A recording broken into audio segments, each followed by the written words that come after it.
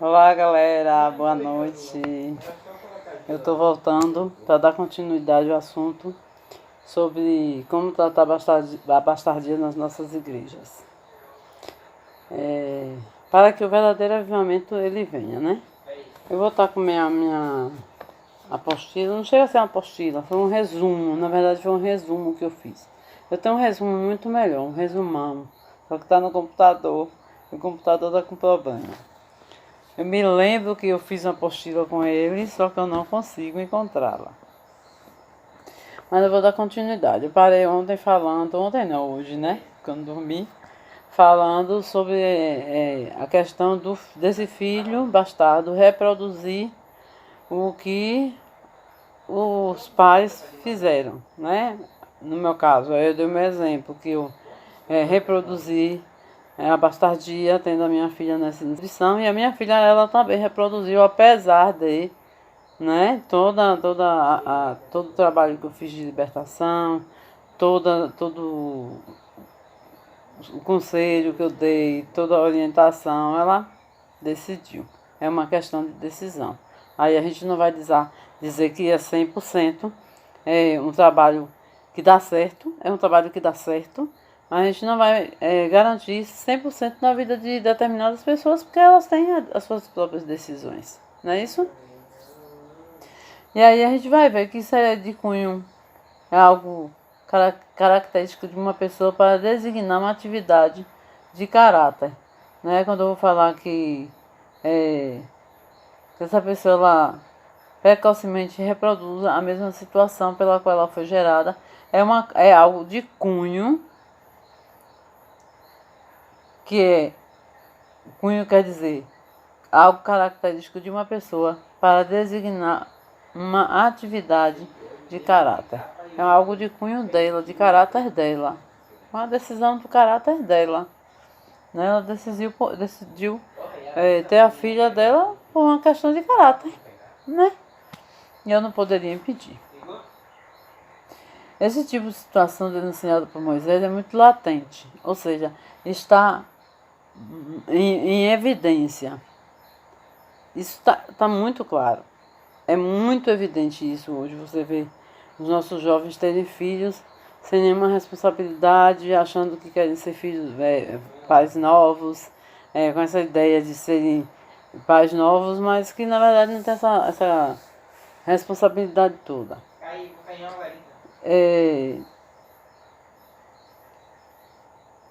Esse tipo de situação denunciada por Moisés é muito latente em várias sociedades ao redor do mundo. Em algumas regiões do Brasil, por exemplo, é comum observar em uma casa onde tem o filho, a mãe, a avó e não tem uma figura masculina, que é o pai.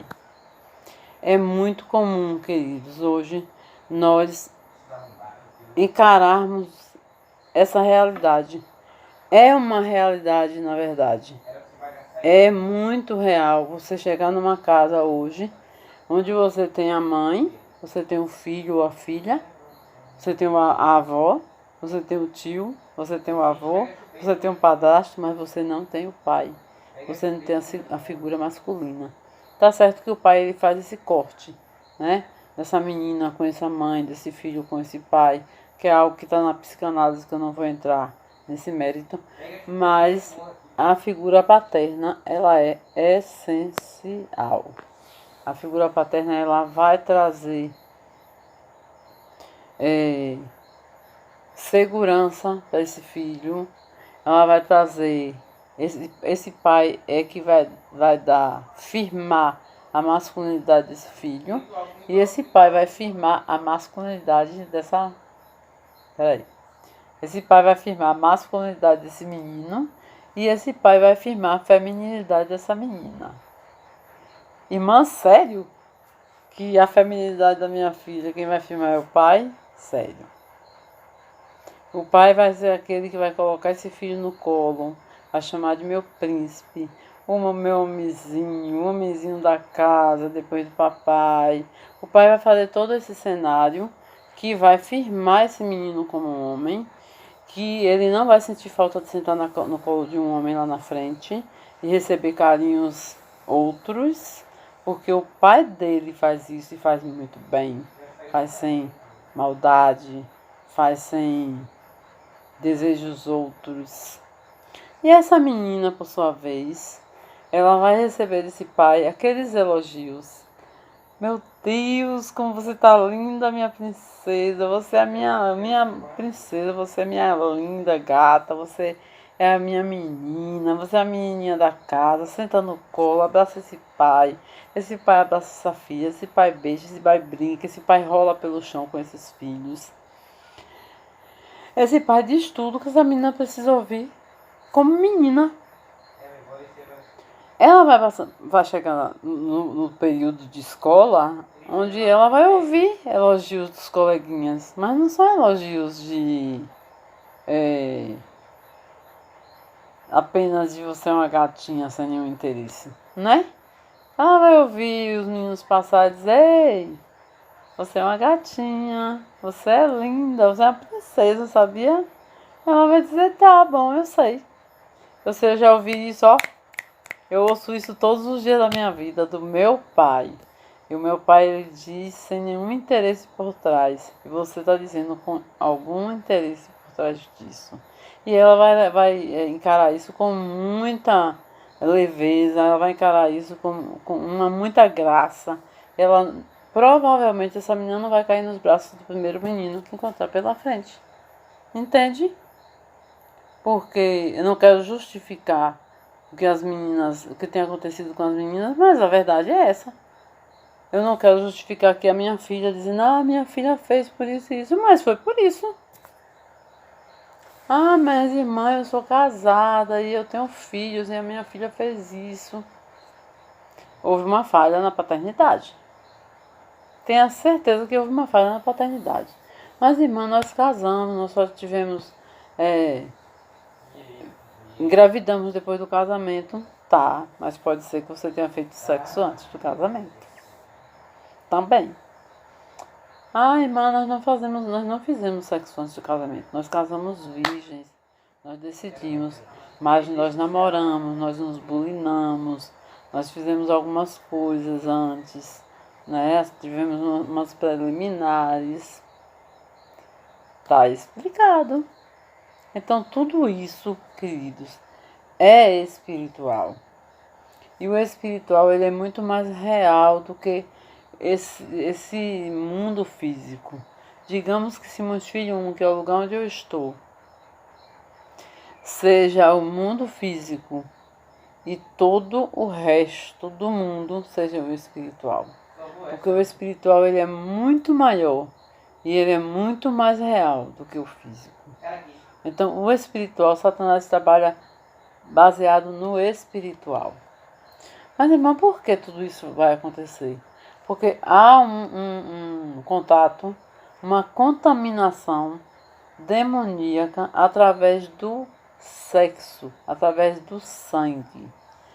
Satanás, ele tem uma carta na manga, ele tem um papel assinado quando nós tratamos a nossa vida sentimental, emocional, de forma leviana, a ponto de termos sexo, a ponto de nos bulinarmos, a ponto de ter as preliminares antes do casamento.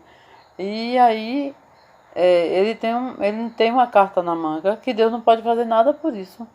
Ah, uma vez salvo, o Senhor lançou no mar do esquecimento, as maldições foram quebradas. Maldições, elas não são quebradas. Maldições, elas nos quebram. Nós não quebramos princípios, os princípios nos quebram. Então, os princípios que nós teríamos que seguir, nós não seguimos, eles nos quebram.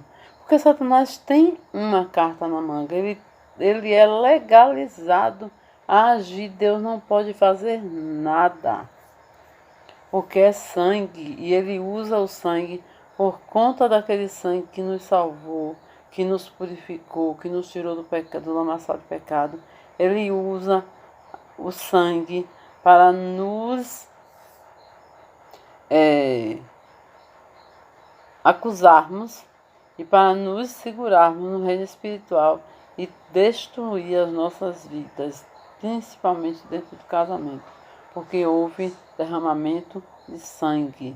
E Deus não pode fazer nada, porque a Bíblia diz que deixará pai e mãe, o homem deixará pai e mãe, e unir-se-á sua mulher, e serão os dois uma só carne.